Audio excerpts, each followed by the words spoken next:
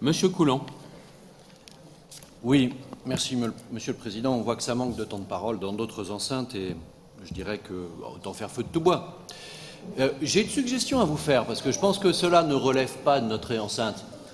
Pourriez peut-être, vous qui méprisez le Césaire, on l'a vu tout à l'heure encore, vous qui demandez sa dissolution, c'est une vieille ancienne, vous pourriez peut-être demander à la Chambre régionale de la société civile d'être auditionnée. Tiens, ce serait peut-être intéressant pour pouvoir discuter avec les partenaires sociaux des propositions du Rassemblement national, qui sont simples. C'est faire un référendum, ok, très bien, mais il faut poser la question jusqu'au bout. Pour la retraite à 60 ans, c'est-à-dire que la même position que le président Mitterrand, que Jean-Luc Mélenchon. Après, il ne faut pas que vous fassiez comme le gouvernement. Quand on pose la question, il faut aller au bout. La retraite à 60 ans, vous la financez comment? Par une hausse des cotisations, par une baisse des pensions? Il faudra aussi clairement vous expliquer sur ce sujet. Alors je sais bien que les réponses sur les plateaux télé depuis hier ont déjà fusé. Il faut faire des enfants, il n'y a pas de problème. Il faut créer des emplois. Avec 1 million d'emplois, on y arrive. Ça, c'est votre côté Pierre Gattaz, le plus 1 million d'emplois. Donc je dirais que au-delà de le côté tartuffe de cette ancienne qui revient, il faut donner la parole au peuple.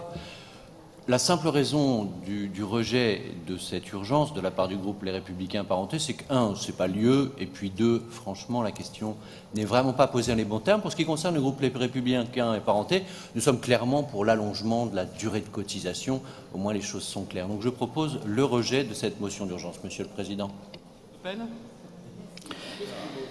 Je suis absolument effondré par la petitesse, la bassesse des interventions que je viens d'entendre. Alors, puisque je suis personnellement mise en cause, je vais vous dire que je n'ai pas besoin d'être dans l'hémicycle pour évoquer des sujets nationaux.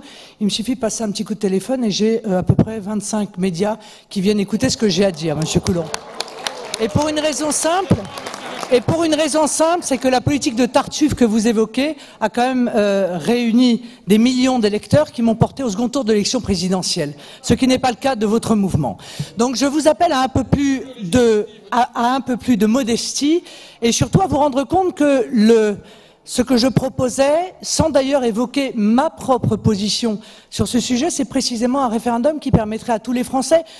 Parce que, pardon, mais la région est évidemment tout à fait concernée par la réforme des retraites qui est proposée, puisqu'elle va toucher tout le monde, y compris les habitants d'Hauts-de-France, qui vont être les premières victimes très probablement, parce que ce sont ceux qui sont les plus faibles économiquement qui vont être le plus impactés par cette réforme. Donc il s'agissait de donner aux Français la possibilité de s'exprimer sur ce sujet. Vous voyez que je ne défendais pas ma boutique, même si j'aurais pu le faire. Je vois que vous n'avez pas vous-même respecté cette règle.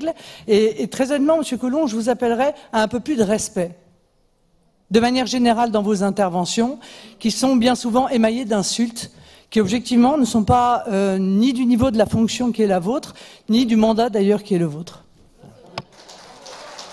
Je continuerai à vous insulter avec plaisir. Ça fait autre chose. Je continuerai à vous insulter avec plaisir.